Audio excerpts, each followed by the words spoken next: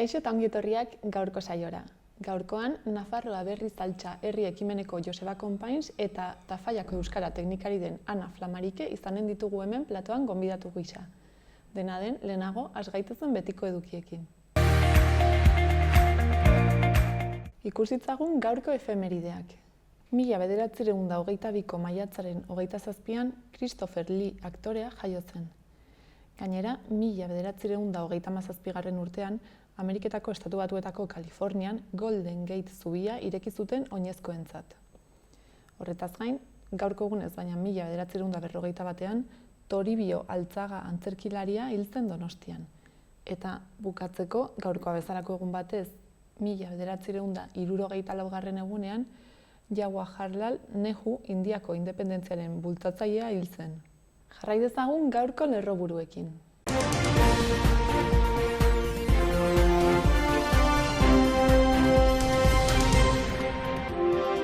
Laurogeita hamairu koronavirus kasu berri atzeman dira Nafarroan azken egunean, Peralta herrian 10 kasu erregistratu dira. Nafarroko ostalaritzaren barnealdean ordubete luzatuko dute ordutegia ostiral honetik aintzinera 11 arte. 15 egunetik arinduko ditu neurriak gobernuak. Belateko tunel berriak egungo tunelari lotutako 500 metrotik behin larrialdietarako 5 galeria izango ditu.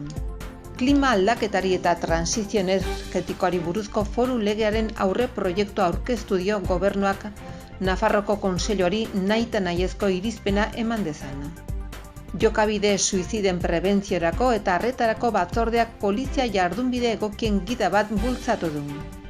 Nafarroak eta Errioxak elkarrekin osasun arretarako hitzarmena berritu dute.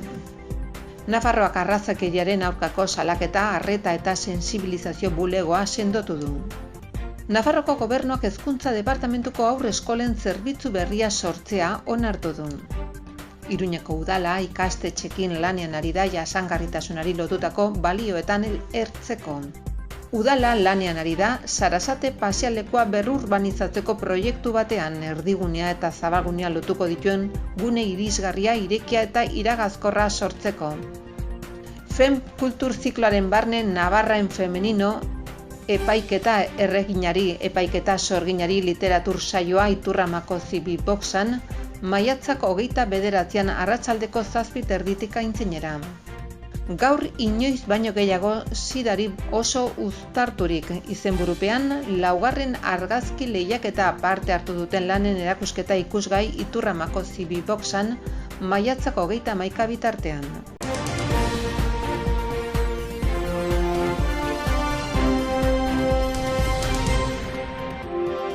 Aste hontako agenda errepasatzera pasako gara. Gaur, Barañaingo liburutegian, Izaskun Mujika ipuin kontalaria egonen da koloretako ipuinak saioa eskaintzen arratsaldeko 6etatik aurrera. Gaur ere, arratsaldeko 7:30etan, kanpaiak filmaren emanaldia eta solasaldia izanen dira Nafarroako Filmotekan Imanol Raiorekin. Ordu berean, 7:30etan, Golen Baionan, Maili Barberren Urpean Lurra film emanaldia eginen dute Ekozineren barnean. Eta gaurko arratsaldearekin bukatzeko, Maria Rivero eta Tribu Bandak parentesiak kontzertua eskainiko dute Oko Andre Maria plazan arratsaldeko 7:30etatik aurrera. Bihar bestalde, Rafa Ruedaren kontzertua egonen da arratsaldeko 7etan Katakraken. Bihar ere, Txuma Flamarikeren kontzertua egongo da 8etan Burlatako kulturetxean. Larunbatean bestalde, goizeko 10etan David Castrilloren eskutik neurohezkuntza tailerra eginen dute Kaldereria 11an. Horretaz gain, larunbateko goizeko 12etan eta 3 urtetik gorako haurrentzat ipuin kantariak izanen da Zabalguneko Zibiboxean. Larunbatean eta goizeko 12etan baita ere Atxepatik Aunitzurtez kontzertua eskainiko du Katakraken. Horretaz gain, larunbat arratsaldean 5:30etan Monotipia sormen lantegia eginen dute Sanduzelaiko Zibiboxean 6 eta 11 urte bitarteko haurrentzat eta sarrerak 2 euroko prezioa izanen du. Larunbatarekin jarraituz, arratsaldeko 6etan Musasik Fusasek ipuin kantariak eskainiko ditu Milagrosako Zibiboxean 3 urtetik gorako haurrentzat. Larunbatean, arratsaldeko 7etan Ezdok ero antzezlanaz gozatzeko aukera izanen da Atarrabiako kulturetxean.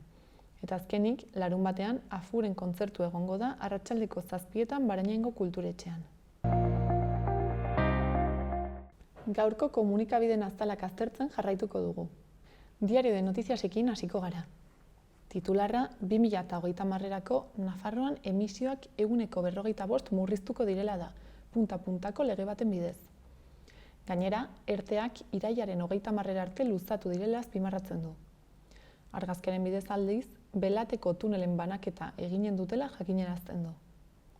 Horretaz gain, bihartik aurrera, ostatuetako barnealdeak eta kultura 11 arte luzatzen direla nabarmentzen du Notiziasek. Baita, hazten ari den Nafarroako 4 enpresak 269 lanpostu sortzeko asmoa dutela ere. Bestalde, 2500 elikagai ekologiko egiaztatuak aipatzen ditu, 724 operadoreren errekorrarekin. Gai aldatuz, kasedako lekuko batek akusatu bati tiro egin aurretik atera edo pasa esan ziola ere jasotzen du azalonek. Gainera, David Beriainek bere burua salbatzeko aukera izan zuela jakinarazten du, baina ez zuela fraile zaurituta utzi nahi. Futbolean, Jon Moncayolak positiboa eman duenez, Eurokopa galdu duela aipatzen du. Eta bukatzeko, Sarasate partzialki oinezkoentzat jartzearen inguruan aritzen da Notizias. Diario de Navarrarekin jarraituko dugu. Titularrak Gorenak Sánchezi aurre egin diola dio, prozeseko presoei indultua ematea onartezina dela esanez. Argazkian, Belateko tunel berriak nolakoak izango diren erakusten du. Gainera, ostalaritzak barrualdea 11 arte ireki ahalko duela jakinarazten du. Baita, ERTEak luzatu egingo direla ere, oraingoen antzeko baldintzetan. Horretaz gain, larrialdiek Nafarroan 2 egunean behin bere buruaz beste egiteko saio bat atenditzen dutela nabarmentzen du. Eta bukatzeko tuterako txabola erre batean gorpu bat agertu dela aipatzen du. Gararen azala aztertzera pasako gara. Auzitegi Gorenak preso katalanentzat indultu mota guztiak errefusatzen dituela dio titularrak. Argazkian, Mendilibarrek txalo artean agur esaten duela irudikatzen du. Bestalde, fiskaltzak Euskal Herria Bilduk eta Elkarrekin Podemos ezkerrak kritikatzen duten gorrotoagatiko salaketa izapidetu duela ere jakinarazten du Garak. Gai aldatuz, 4 astean 60 eta 84 urte bitartekoen ingresoak 173 jaitsi direla jasotzen du azalean. Eta amaitzeko, emakumeen soldata masa gizonena baino gehiago jaitsi dela ere aipatzen du. Berriarekin jarrai dezagun. Titularrak dioenez, hitzetatik ekintzetara pasatzeko erran diote Euskal eragilek Macroni.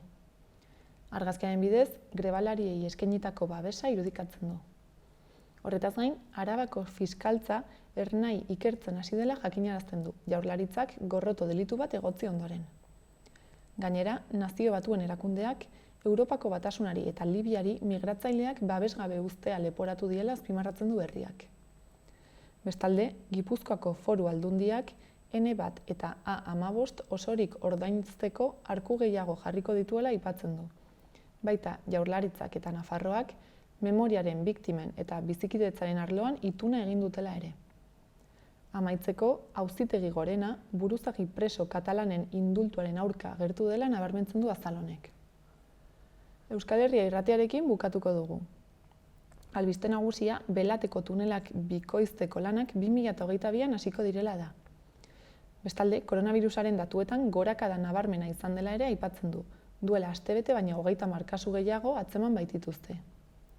Azkenik, kultur jardueren ordutegia 11 arte zabalduko dutela jakinarazten du, eta edukiera 160.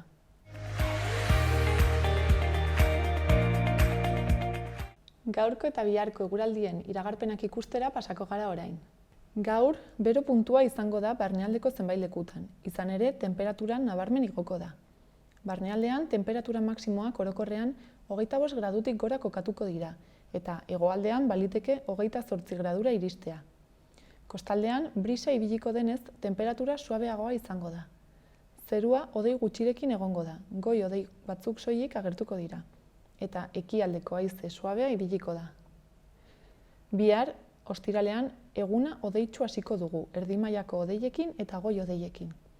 Berriro ere, bero puntua izango dugu barnealdeko leku batzuetan, izan ere temperatura maksimoak aurreko egunekoen antzekoak izango dira, baina eguna temperatura minimo altuagoekin hasiko dugu. Arratsaldean bero hodeiak garatuko dira eta zaparrada trumoitsuak botako ditu han-hemenka, Modu irregularrean banatuko dira eta zenbait lekutan baliteke zaparrada mardulak botatzea. Haizea aldakor eta ahul ibiliko da ekialdeko ukituarekin.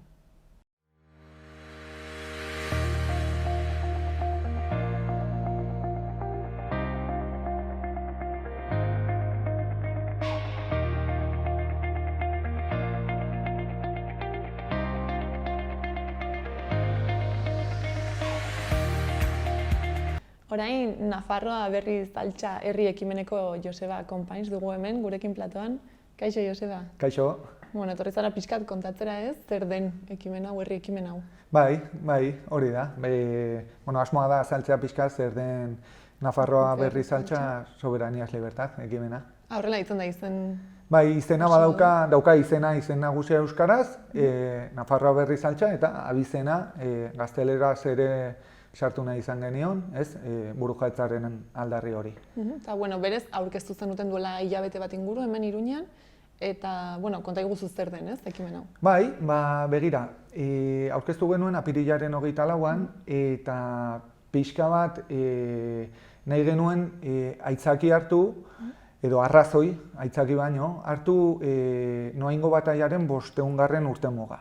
Noaingo bataila izan zen 1521eko ekainaren bukaeran, eta bataila horretan esan daiteke Nafarroaren burujabetzaren aldeko indarrek porrota izan zutela gaztelarren aurka.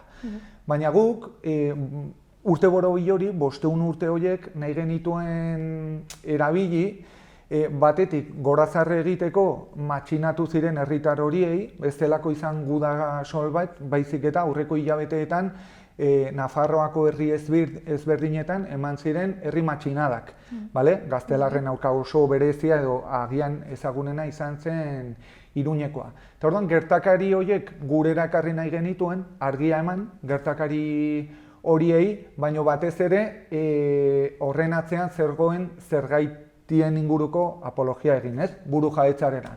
Guk uste dugulako, orduan galdu genuen burujabetza hori, berreskuratu behar duela Nafarroak, gu burujabetzaren aldeko herri ekimen bat gara, eta gure arrazoiak, gure helburuak txertatzen ditugu 21. mendean. Guretzat, Nafarroak 21. mendean burujabetza berreskuratzea da, gizarte bezala dugun erronka guztiei aurre egiteko lanabesak eskuratzea, eta horren aldarria egiten dugu.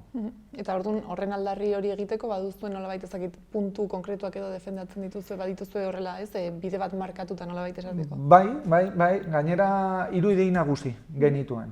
Batetik, aipatu duguna, ziklo historiko bat betetzen dela, 500 urtetakoa, bigarrena edo indartu nahi genuen bigarren ideia da Nafar gizarteak den 5 mende hauetan agerian utzi duen errebeldia.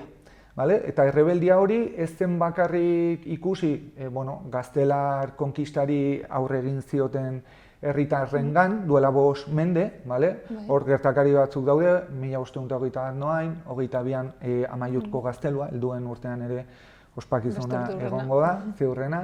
Baina gero, mendetan zehar, matxianadak ziurrenik zenbaezinak izan dira. Agian guretzat ezagunenak izan dira karlistaldiak, foru edo gure lege propio burujabeen alde eta erresuma izaeraren alde, Gamazada 19. mendearen bukaeran, eta gero, Nafarroan bereziki harrera ona izan duten 11 mobilizazio ezberdin erabatgaraikideak direnak. Eta hor guk adibidez jartzen dugu, trantsizio garaian Nafarroan egon zen langile mugimendu potentea sortu zuena nolabiteko giro preiraultzaile bat izan daitekeena, eta ondorenean, berdin zaigu, NATOren aurka erreferendumean eta mobilizazioetan emandako erantzun potente, errebelde hori. Hurbilago joango bagina, Nafarroak berez daukan mugimendu feminista potentea. Itoizko urtegiaren aurkako emandako herri oldarraldia. Altsasuko gazteen alde ere emandako mobilizazio ikaragarriak sekula eman ez direnak. Guretzat, guzti horiek agerian uzten dutena da nolabaiteko Nafar gizartearen ADN-ean txertatua dagoela izaera errebelde bat, ez? Nafarroa berri bat bilatzen duena, ziurrena erregimenak duen irudi horretatik oso urrundua dagoena, eta agerian uzten duena, Nafarroa berri bat badela eta burujabetza aldarrikatzen duena. Orduan zuek bai sinisten duzu ez, Nafar gizartea mobilizatzen dela eta baduela hor espiritu hori nolabait?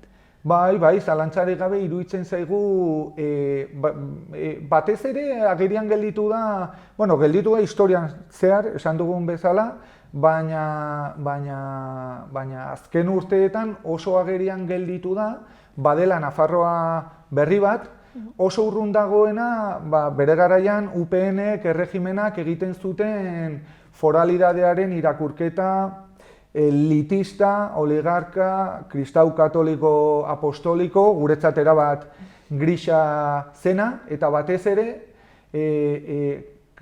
kasualidadez, nafartasunaren monopolioa nahi zuten horiek defendatzen dute Nafarroa bat Madrilen menpeko izango dena. Madrilgo legeen menpeko, Madrilgo auzitegian menpeko, aia jartzearren, Nafarroako parlamentuak azken urteetan onarturiko 18 lege baliogabetu edo suspenditu ditu auzitegi konstituzionalak. Eta lege guzti horiek ez zuten Nafar nortasun, hizkuntzarekin, identitatearekin zerikusirik, baizik eta eragiten zieten zuzenean Nafarroako gizartearen bizibaldintza materialei. Eta horrek esan nahi du, Nafarroak estatus burujabe bat badagoela gizarte aurrerakoiago bat, eta baduela aukera askoz nolabaiteko lege aurrerakoiagoak izateko. Eta Madrilekiko dugun menperakuntza marko hau, porque hori da azken finean, ez da itun bat, ez da berdinen arteko akordio bat, batzuk saldu nahi izan duten moduan, azkenean autonomia erkidego bat gara eta menpeko Madrilek ematen dituen aginten menpe gaude. Eta hori, galera bat da, Nafarroako gizartearen eskubide sozial eta politikoentzako, argiki gainera. Derain guzti hori aldatzeko badago nahikoa lan, ez? Nahikoa lan badago, baina gu oso positiboak gara. Uste dugu argudio sendoak ditugula, guretzat oso idei ez erakargarria, baizik eta zentzuzkoa, bidezkoa eta justua dela Nafarroako gizartearen bizi baldintzak Nafarroan erabaki behar direla, eta Nafarroak zentzu horretan burujabe izan behar duela. Eta esaten dugunean burujabe, ez dugu esan nahi bakarrik erabakiak hemen hartu behar direla. Baizik eta burujabetza berreskuratzeak, herriari hitza emateak, erabakitzeko ahalmena herriari emateak, aukera ematen digu sistema ezberdin bat eraikitzeko. Nahi duguna, dagoen indar korrelazioaren araberakoa, baina guretzat askoz justuagoa, demokratikoagoa izango da, eraikitzen badugu sistema bat askoz parte hartzaileagoa dena, ez? Egun, daukagun demokrazia sistema, lau urtez behin eskatzen digute bozka, eta nahi duten egiten dute bozka horrekin, ez? Guretzako burujabetza berreskuratzea da, sistema politikoa ere berrasmatzeko aukera bat herriari ematea, nun herria, gizartea, izango den erabaki politikoen protagonista eta ez ikusle soila. Eta ekimen hau nortzuk sortu duzu edo nortzuk elkartu zarete hau sortzeko? Bai, begira, aipatu nahiko nuke batetik bada urte pila daramatzan elkarte bat, Noaingo Bataila elkartea, urtero egiten dute ekainaren bukaeran 30ean, zehazki data horretan, edo aurreko asteburuan egiten dute, koinziditzen badu aste egun batean erortzen dela data hori. Horiek egin dute sekulako lana berreskuratzeko gertakari horiek, ezagutzera emateko. Orduan, bageunden jende kopuru bat, nolabaiteko kezka edo interesa ez, gertakari horiek urte borobila egiten zen 500 urte, haiekin elkartu ginen, konpartitu genuen pixka bat, baina guk eman nahi genion ikuskera zabalagoa, elkartzen joan ginen jendearen partetik, ez? Eta batez ere hori, gertakari horiek ekarri, baina ez memoria ariketa hutsa egiteko hori ere egin behar da. Memoria gure historia ezagutzeak ematen digun hortasun kolektiboa, eta horrekin indar handia dauka, ez, ezagutzea zer izan garen, baina guk nahi duguna da burujabetza berreskuratu bizi baldintza materialak aldatzeko. Eta nori egiten diogu dei, nondik abiatu dezakegu, nolabait ibilbide bat.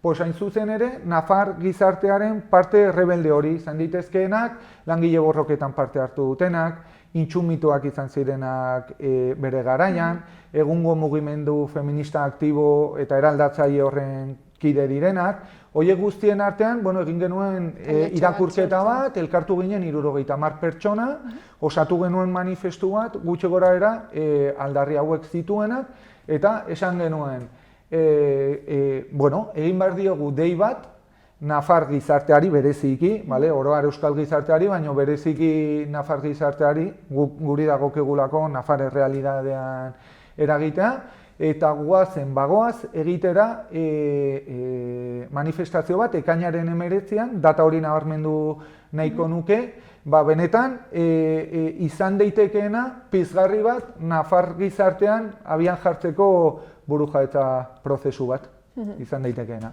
Eta ekainaren 19a zerbaitengatik, ze gero, 30ean ez, ere beste data berezia da? Nahi genuen data erabaki ekainaren 30etik ahalik eta gertuen zegoena, baina era berean nolabait jendea biltzeko aukera gehien ematen ziguna eta iruditzen zitzegun data pixka eta aurreratuta errazago izan zitekeela jendea biltzea, justu ez, oporrak hasi baino pixka bat lehenxeago, eta gainera, uste dugu, zorionez ematen du bizitzen ari garen pandemia hau hobera badoala, nahiko genuke ez, guk ere nahi dugu bermatu parte hartuko duen jende guztiaren osasuna, hori lehen etxi behar dugu ez, hasteko eta behin, baina bai iruditzen zaigu izan daitekeela, horren beste denbora eta gero, aukera bat kalera ateratzeko, musika ere izango gu, ez da izango manifestazio soil bat, izango da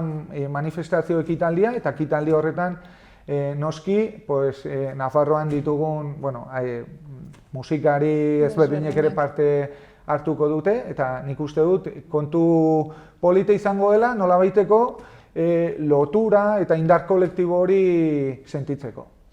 Orduan pixkat ez, dei egiten diezue joatera, aipatu dituzun ideia nagusi horiekin bat egiten duten pertsonei. Hori da.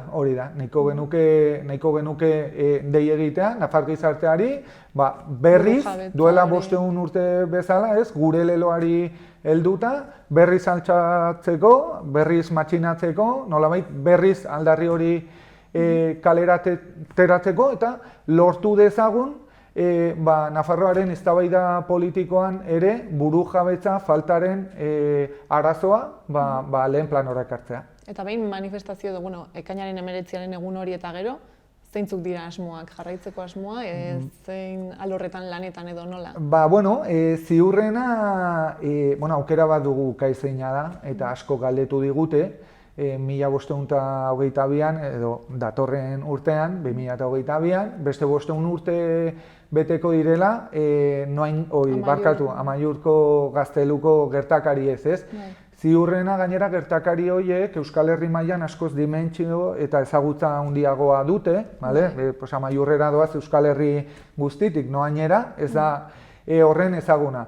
Orduan, oraindik ez daukagu erabat definituta, Amaiurren ere badago elkarte bat, eta nik uste dut asmoa egongo balitz zerbait egiteko,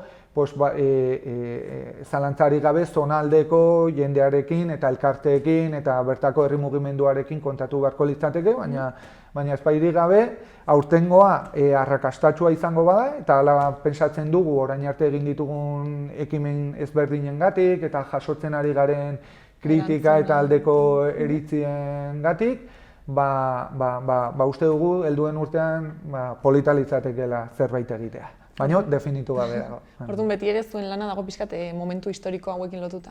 Bai, baina baliatuta, hori da, baliatuta data horiek ekartzeko orduko, eztabaida bat oso gaurkotua, ez, aro erabat ezberdinetan gaude, baina muina, burujabetza faltarena, noski, iruditzen zaigu beste elementu bat dela.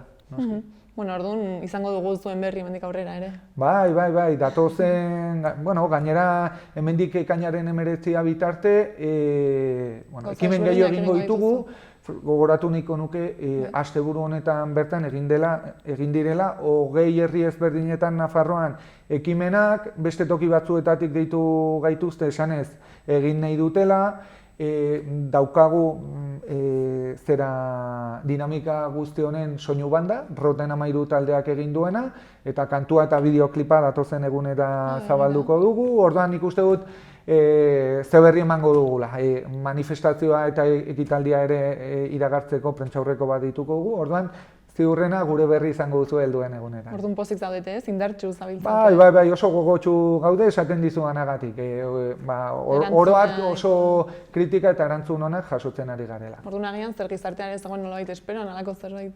Bai, eta nik uste dut gainera bat egin dutela hainbat baldintzek, ez? Osea, batetik uste dugu, noski, nahi bat badagoela, eta, ideia potentea dela, eta jendea kontziente dela, burujabetza berreskuratzeak duen garrantziaz, eta gai hori kalera ateratzeaz. Eta bestetik, gatoz pandemia egoera batetik, ez, izan da aro bat, nahiko iluna, grisa, tristea, ez, dena ezezkoa, dena mugak, ez elkartu, ez atera, ez, eta, pixka, eta atera bide horren erdian, jarri dugu guzti hau, ziurrena pandemiarik egon ez balitz, hau guzti aurkeztu izango genuke dexente lehenago, eta epe zabalagoekin lan egin izango genuke, baina horrela izan da, eta guri iruditzen zaigu, bat egin dezaketela eguraldi onak, pandemiaren egoera hobe bat, esango dugu, gu beti ere osasuna zainduko dugu ez, eta gero, noski, nahi hori. Primera, orduan, ekainaren 19an, hemen, Iruñan ez? Horixe da, ekainaren 19an, arratsaldeko 6etan abiatuko da manifestazioa Antoñutitik, ordu erdi lehenagotik zuzeneko musika egon ahal izango da, disfrutatu ahal izateko, postutxoren bat ere izango gu, gure kamiseta saldu ahal izateko, berezia egiten dio jendeari gainera erosteko, horrekin finantziatzen ari baikara herri ekimen hau, eta hori ere beharrezkoa delako, eta bukaera emango diogu autobus geltoki berriaren atzekaldean dagoen Belardi Zabal horretan, Iruñeko harresien ondoan, iruditzen zaigulako toki zabala dela, eta aukera ematen duela bukaera on, eta osasuntsu bat emateko. Primeran, mila esker orduan, Joseba. Mila esker zuei. Guztien berri emateagatik. Mila esker zuei aukera emateagatik. Eta guetan ikusiko dugu ere Rotenen kanta hori. Noski, eta bidaliko dizuegu zuek ere jartzeko aukera izan dezazuen. Primeran, mila esker. Mila esker zuei. Beste bat arte.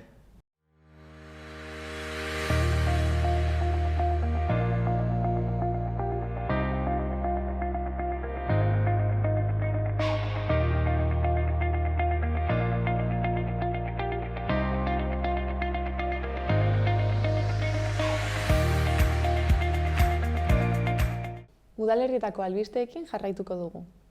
Barainainen gaur arratsaldeko 7etan ipuin kontalaria izanen da liburutegian koloretako ipuinak saioarekin. 5 urtetik gorakoi zuzendua egonen da eta kanpoaldean izango da, euskaraz eta musutruk.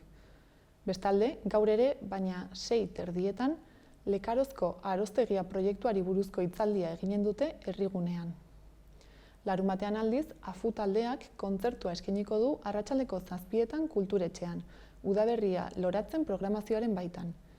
Eta datorren asteazkenean, ekainaren 2an, programazio beraren barne, Ameli eta Xirrikituen Jostunek ipuin kontaketa eginen dute arratsaldeko 6etan kulturetxean. Uharten, konpartsak bideo bat aurkeztu du 70. urteurrena dela eta. Eta gai aldatuz, Uharteko kulturaren diagnostikoa egiteko parte hartze prozesua ere aurkeztu zuten maiatzaren 20ean.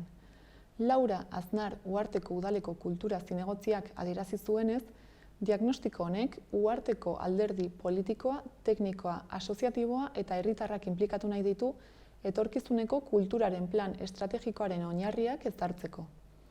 Ondoren, Oiane Uribetxebarria udaleko kultura teknikariak azaldu zuen, azterketa honek, besteak beste, honako esparru hauek izango dituela ardatz. Programen eta ekimenen balorazioa, kultur ekipamenduak eta zerbitzuak, udalerriko kulturarekin lotutako elkarte sarea eta kultur eragileak, kultura arloko gobernantza eta parte hartze eredua eta bestelakoak. Ekitaldian hainbat kultur eragile izan ziren, baita uharteko herritarrak eta udaleko ordezkari politikoak ere. Profesionalen elkarte sarearen eta herritarren parte hartzea funtsezkoa izango da diagnostiko partekatua eraikitzeko. Nekane Basterretxeak, Iker Partners enpresako aholkulariak, diagnostikoa garatzeko esleipendun izan denak, herritarrek eta udalerriko kultur eragileek kulturaren inguruan dituzten ikuspegi desberdinak jasotzeko abian jarriko diren ekintza parte hartzaileak azaldu zituen. Uharteko kulturaren inguruko ideiak eta gogoetak jasotzeko hainbat bide irekiko dira. Bata, herritarrei zuzendutako inkesta, azpiegiturei, kultura eskaintzari, eragilei, estrategiei, kultura kontsumoko ohiturei eta ereduei eta barri buruzko balorazioak eta iritziak jasotzeko. Eta bestea, hausnarketa laborategiak, herritarrekin eta kultura eragileekin. Identifikatutako diagnostiko elementuetan sakontzeko eta inkestatik lortutako ideiak, proposamenak, balorazioak eta ikaskuntzak kontrastatzeko. Prozesuari buruzko informazioa udalaren webgunean, tokiko komunikabideetan eta kulturetxeko sare sozialetan zabalduko da. Prozesua apirilean hasi zen eta diagnostikoaren azken txosten batekin eta plan estrategikoaren ildoen zirriborrarekin amaituko da 2001. Urtearen bukaeran egingo den jendaurreko aurkezpenean. Eta Iruñarekin bukatuko dugu. Iruñeko udaleko ingurumen hezkuntzako lantaldeak ikasturtean zehar jarduera batzuk egitea proposatzen die Iruñeko ikastetxeei, gazteak jasangarritasunaren inguruko balioetan hezteko. Horretarako, lantegiak eta airezabaleko jarduerak antolatzen dituzte ingurumen hezkuntzako museoan bertan, edo materialak uzten dizkiete ikastetxeei edukiak ikasgelan bertan gara ditzaten. Pandemiaren eraginez, ikasturte honetan jarduera batzuk berriz diseinatu behar izan dira, eta horri esker, are gehiago balioetsi ahal izan dira hirian bertan ikastetxetatik oso gertu dauden naturguneak eta berdeguneak. Ingurumen hezkuntzako lantaldeak ikastetxeei eskaintzen dizkien jardueren helburu nagusia, ikasleek beren ingurunearekin izan ohi duten harreman estuaz jabetzea da, ez besterik. Eta hori agerian paratzen da, bai planeta osoan gero eta eragin handiagoa duten ingurumen arazoetan, bai egunez egunekoan bizitzeko funtsezko premiak, hala nola airea, ura edo elikagaiak asetzeko orduan. Esperientzia eta hausnarketa batzuen bidez, beti ere praktikan oinarrituta, parte hartzaile bakoitzaren espiritu kritikoa sustatu nahi da txiki-txikitatik, erabakiak hartzeko orduan oinarri sendoagoa eduki dezaten. Aurten ere, pandemiaren ondoriozko murrizketak gorabehera, prestakuntza proposamenok harrera ezin hobea izan dute hiriko ikastetxeetan eta eskainitako plaza guztiak bete izan dira. Jarduerak Nafarroako edozein ikastetxetako haur hezkuntzako, lehen hezkuntzako, bigarren hezkuntzako eta lanbide heziketako etapetara zuzenduta daude, eta urritik maiatzera bitartean egiten dira. Programa eta jarduera bakoitzaren xehetasunak eta ingurumen hezkuntzako lantaldearekin harremanetan jartzeko bideak educazionambiental.pamplona.es webgunean topa daitezke. Ikastetxeak irailetik aurrera eman dezakete izena ikasturte bakoitzerako antolatutako jardueretan, ikasturtea hastearekin batera. Eta gai aldatuz, horretaz gain, Iruñeko udalak lanean jarraitzen du Sarasate pasealekua berrurbanizatzeko proiektuan. Aurreikustako eraldaketa gune ireki eta irisgarria sortzeko hirigintza kontzeptutik abiatuta jorratzen ari da. Alde zaharraren eta zabalgunearen arteko komunikazioa eta iragazkortasuna ahalbidetzeko. Azken batean, xedea da espazio horren tradizio historikoa eta 21. mendeko berrurbanizazio baten hobekuntzak uztartzen dituen egonleku bat sortzea herritarrentzat. Hirigintza batzordean jakinarazi zuten bezala. Berrurbanizazio proiektu horretan lantzen diren ildo estrategikoen arabera, beharrezkoa da erdiko pasealekuaren aldebanatan dauden zuhaitz handien lerrokadurei eustea. Izan ere, jarraitutasuna ematen dute eta takonerako aldearekin lotzen dute, historikoki gertatu den bezala. Horrela, pasealekuaren bulebar kontzeptua indartzen da, oinezkoen erdiko aldeari lorategidun parterren bidez eutsiz, zuhaitzen lerrokaduraren azpian. Zuhaitz lerrokadura horiek udal katalogoaren babespean daude. Hala ere, gaur egungo fisionomiarekin eta aldameneko kaleen egiturarekin, pasealekuak ez du oinezkoen zeharkako iragazkortasunik eta iparraldetik hegoaldera zeharkatzeko espazio batzuk baino ez ditu. Gainera, parterreetako landaredia ikusesiak dira eta ez dute uzten espazioa osotasunean hartzen. Iruñeko udala eta proiektuetako mugikortasuneko eta jasangarritasuneko alorreko teknikariak gaur egun jorratzen ari diren jarduketaren helburua espazio horren ezaugarrien balioa handitzea da.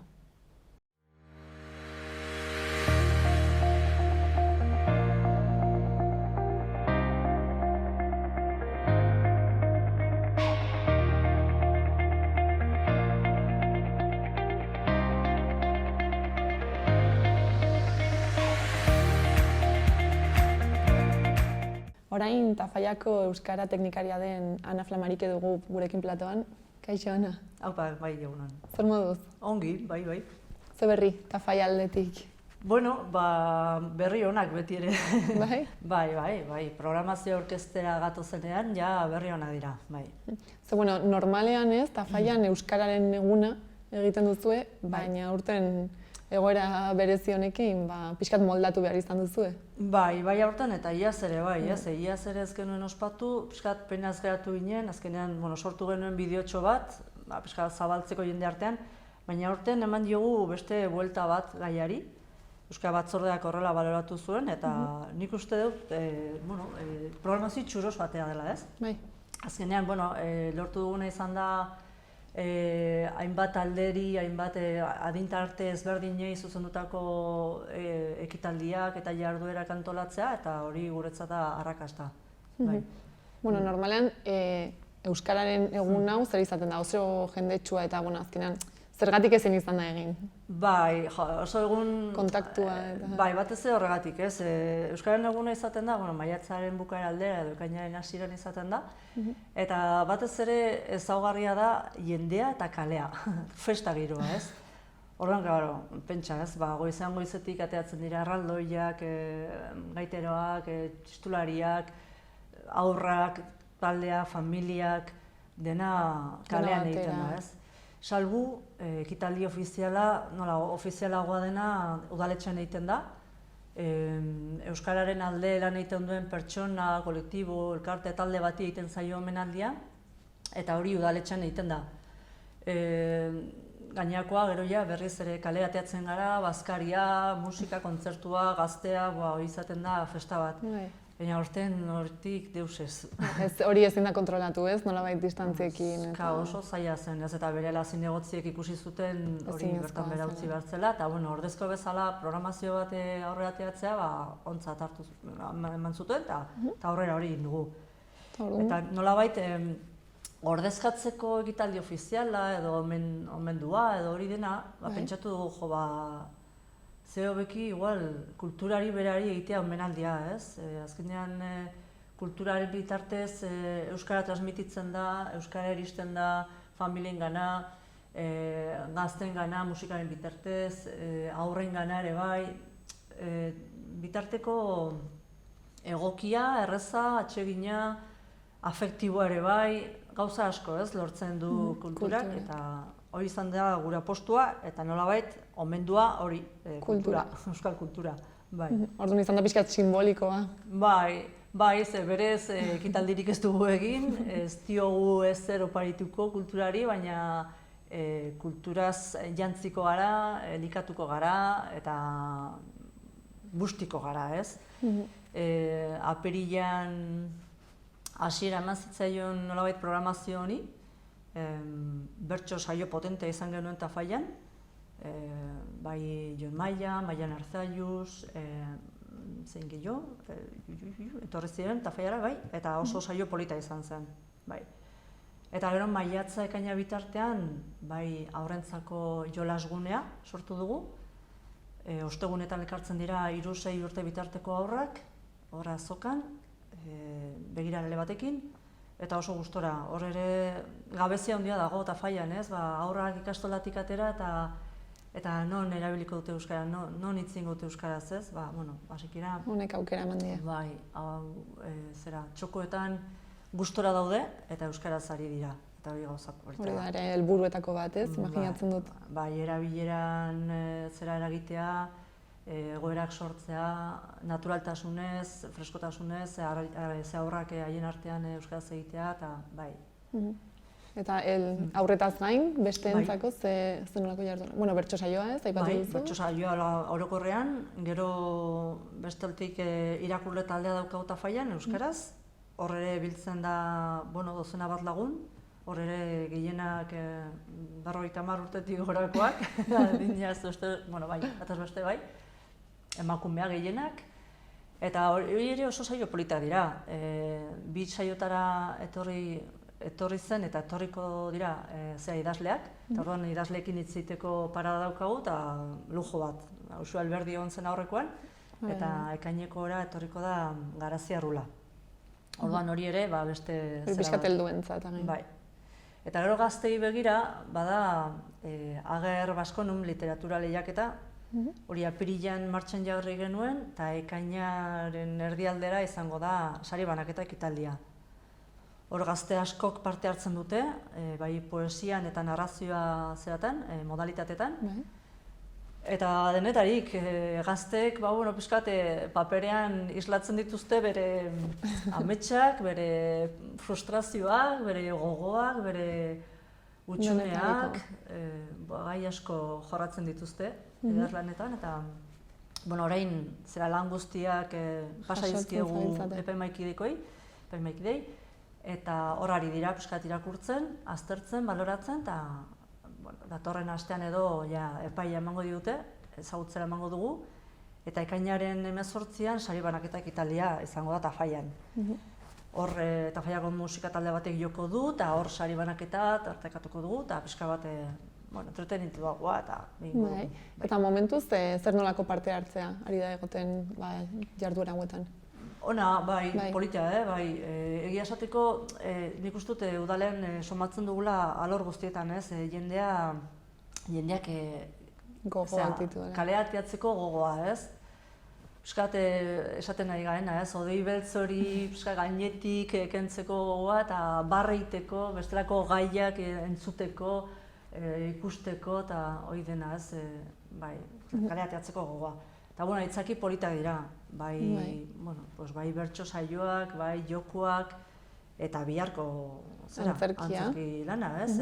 Ez dokero, ez? Ez dokero, etoriko da Tafallara. Eta horre bai nik uste dut, pixkat eromena eta zentzumena eta hori nahastuko dira, eta denok ere bai sentituko gara, barrez bizitzari barre egiteko gogo horrekin, ez? Beharrezkoa, ez? Orduan ongi datorkigo guztioi. Bai, terapeutikoa izango da. Eta nik espero du bertaratzen diren guztiek ongi pasatzea, eta, aktoreak dena emango dutela, eta publikoa ere dena emango dugu. Baina, antzezlana berez ere pixkate euskal kulturaren inguruan aritzen da, ez? Bai, kasualitatea, ala? Denetarik pixka bat, ez? Azkenean jorratzen duten gaia da, bikote artistikoa hainbat urteetan lanak eta sortzen ari dira, eta pixka nekatuta, eta hor produkzio handia daukate. Eta bi nortasun horiek, ez? Alde batetik zoroa, errealitatetik at dagoena, eta bestetik zentzuduna, pragmatikoa, eta bi nortasun horiek, bi izaera horiek ikustiko ditugu bihar, eta, segurazki denok momentu batean bestean geure burua ikusiko dugu islatuta historia horretan, bai, ongi. Eta norbaitek joan nahiko balu, oraindik badago tokia? Bai, udalaren webgunean zera gaituta dago sarrerak ateatzeko aukera, eta 3 eurotan dago sarrera, eta bai, edozein... Osongi ez, aukera polita da prezioetik eta...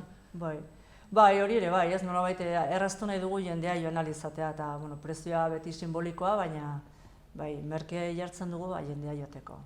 Eta somatzen ari zarete, adibidez ez jarduera hauek dauden egunetan, pixkat euskara gehiago agian entzuten dela herrian? Bai, igual betiko kuadrilla horiek, ez, ohituak edo pixkat hizkuntza ohitura hori, huelta matea kostatzen zaien horiei, bertso saiotik atera, eta ze hona ez dakiz haien artean, ez? Intuitibotki ateatzen zaio euskaraz, eta ongi torria, ez? Bai, hori denboran luzatzea da gure erronka, bueno, poliki ari gara. Agian hasi beharko zarete gehiago antolatzen alako... Bai. Ez da erresa baina. Ez da erresa, guretzat zailtasuna da dirua. Euskal Zerbitzua daukan aurrekontua beti oso txikia da, eta hor ibiltzen gara Markesurrean, batzutan, gauzak antolatzen, baina aurrera goaz. Eta Faian euskararen egoeran nola ikusten duzu? Bueno, leku askotan, bai, Nafarroako erdialdean behintzat, bai, irakaskuntza arautuari eren bitartez, ikastola eta eskola publikoak sortzen dituen ikasle euskaldunak, bai euskaltegiaren lanari esker, ekak urteaketan ematzata Faian, eta hor euskaldun kopurua gora doa, dudari gabe. Hor beti zalantza dugu, ikastetik erabiltzera dagoen jauzi hori nola erraztu, ez? Hori da zaiena agian. Baina, bai, zifra polita ditugu, baina jendeak eskatzen du zerbitzuak euskaraz, eta euskara horri erantzun behar zaio duintasunez. Orduan agian arazo handienetako bat da aipatu duzuna, ez? Aurren kasuan behin eskolatik aterata ez dagoela euskarazko aisialdizko aukera handirik? Hori da aisialdia, ez? Hori da gure erronka edo. Bai. Sortzen ari dira zenbait ekimen, ez? Joan den urtean, duela 2 urte sortu zen gazteen elkarte bat, pixka eta aisialdia lantzeko helburua duena, begiraleak dira, begirale gazteak eta Faiakoak eta Faia ingurukoak, eta bere proiektuak aurkezten dizkigute, bai hiri udalekuak antolatzeko, edo txokoak, edo Euskaren egunean hainbat tailer, ikusten duzu jendeak kezka duela, eta nolabait kezka ikusita, hutsune hori betetzen saiatzen dira. Eta udala, nik uste dut hori babestu behar duela, eta Orduan, somatzen ari zarete ez, hobetzen ari dela? Bai, gaina eske kontuan hartu behar da, familia askok bidaltzen dituztela seme alabak D eredura, ez? Eta behar hori gero ezin duzu hor utzi, ikastolaren erantzuna izango da, edo ez? Adar guztietatik bultzatu behar dugu hori, eta modu koordinatuan egiten bada, hobeto. Orduan berriz itzultzen ez, euskararen hilabete edo ziklo ontara? Bai, edo urtaroa, nahi baduzu. Udazkena euskaraz da torta Faian. Udazkena ez Udaberria barkatu. Hori da. Orduan biharez, ez dokero antzerkia egonen da, eta gero ze beste ekintza dituzue, hemendik aurrera. Gehiena ez, pasada ja, baina oraindik badaude beste zenbait gauza. Bai, ekainaren hasieran badaukagu beste bat, AEKarekin koordinatu duguna, mintzodromoa, hori ez da berria, baina erantzun ona, gainera jasotzen dugu. AEKan ikasten ari diren ikasle asko ateatzen dira, eta Faiako plazan, Nafarroko Francisco plazan leku zabala, izugarri dotorea da, hor aparatuko ditugu mahai batzuk, mintzodromoaren funtzionamendua esautzen dugu, baina hori da, ez? Talde txikiak mahaietan, gai bat eman, elkarrizketa sortu hor, eta handik erratetxo batera, berriz beste mahai batera, beste solaskide batzuekin, eta dinamika polita, entretenigarria, eta jende askoren eskura ondaitekena, ikasten ari dinentzat, pixkat, amua soltatzeko, eta beldurra eta ridikulo sentsaziorik kentzeko gainetik. Garrantzitsua. Hori ekainan izango da, irakurle taldearen 2. saio hori ere egingo dugu ekainan, eta bukatzeko... Sari banaketa, aipatu duzuna, ez? Gazteen literatur lehiaketa horretako sari banaketa. Bai. Orduan, pozik zaudete? Lortzen ari zareten emaitzekin eta harrerarekin. Hori da, nik uste dut azkenean, pixkat jende euskaldunek referentzio izatea, ez? Negua bukatu da, kaleateatzeko aukerak areagotzen dira, eta jende euskaldunekin topatzeko aukerak ere bai, ez? Orduan, itxura polita eman zaio, nik uste dut erakargarria izan daitekela eskaintza, eta beti prest, ez, jendeak zer eskatzen digun horren zain, guk albidetzeko eta errazteko, eta bai. Eta zeintzuk dira pixkat bilatzen dituzuen helburuak? Ari dira betetzen helburu horiek? Bai, jende euskaldunak elkar ezagutzea, euskaldunon sarea trinkotzea, zabaltzea, erabileran eragitea, esparru ezberdinetan, adintarteak ere bai, bueno, hor, bai, pixkat zaintzea. Eta, bueno, Tafallako herritarrek jakitea, euskara zerbitzua hor dagoela eskatzen eta nahi duten guztirako edo alde neurrian erantzuteko, ez? Bai. Eta gero, hurrengo urteari begira, espero duzu berriz euskararen eguna ospatzea, ala agian mix bat, ala mantenduko duzu hau? Bai, ez da formula txarra, ez? Azkenean euskararen eguna antolatzen dugunean, egun bakar batean, da, botatzen duzu indar guztiak, eta goizetik gauera arte, ekitaldi guztiak, ez? Eta hor bukatzen da. Eta badu bere alde ona, bai, bada euskara plazara ateratzea eta goizetik gauera arte Tafallako herritarrek ikustea, jende euskalduna badago. Eta, programa polita daukate gainera, ez? Eta erakargarria hori batetik ona da. Baina pixkat erabileran nolabait eragin gehiago zeratzeko, bultzatzeko, jarduera horiek denboran luzatzen direnak eta iraunkortasun gehiago dukatenak, nik uste batzutan eragina handiagoa dutela, ez? Orduan agian birplanteatuko duzu. Birtatik egingo dugu, onartzen baldin badigute, ara egingo dugu, bai. Begira, ez, azkenean aldaketa guzti hauek zerbait ona ere ekarri dute. Bai, nik uste, bai, Euskal Batzordean oraindik ez dugu baloratu, ez, baina jendeak oso gustora hartzen du programazioa. Ikustea, niontara ez, baina honetara puntatuko naiz. Eta egun bakar batean egiten baldin baduzu, igual egun horretan ezin dut, eta galtzen dut aukera guztiak. Bai, desberdina da. Eta Tafalla inguruan gertatzen da, igualeko askotan ere bai, baina maiatzera iristen garenean, euskararen eguna, loreak bezala, inguruko herri guztietan sortzen dira, ez? Tafalla, Erriberri, Faltzez, Mirandan, inguruko herri guztietan, eta orduan ibili bai izaten gara, zuk noiz espartuko duzu, eta zuk noiz, eta zehazte buru gelditzen da libre, eta datak aukeratzen. Bai. Orduan, pixkat, sakabanatzea ekitaldiak, ongi dago ere. Puntuuna. Ez dakit, ez, bukatzeko, zerbait gelditu izan zaigun ez duguna aipatu eta esan beharriko den, ala besterik gabe, agian norbaitek ez dokero antzerkia ikusi nahi badu. Oida, bai, animatu azkenean, animatu jendea antzerki hori ikustea joteko eta gozatzea. Euskaraz gozatzen da eta ezagutzea, zen nolako produkzioa egiten den euskaraz da lujo bat. Eta iruditzen zait Tafallan ikusi ahal izatea dela, askorentzat beste lujo bat. Animo. Mila esker, Ana etortzeagatik, eta primera joan dadila guztia. Eskerrik asko.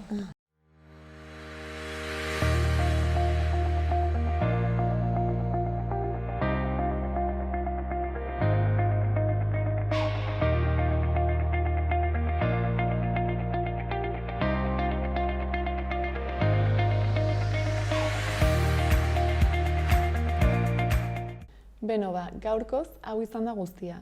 Mila esker oregoteagatik eta bihar arte. Gobierno de Navarra. Nafarroako gobernua.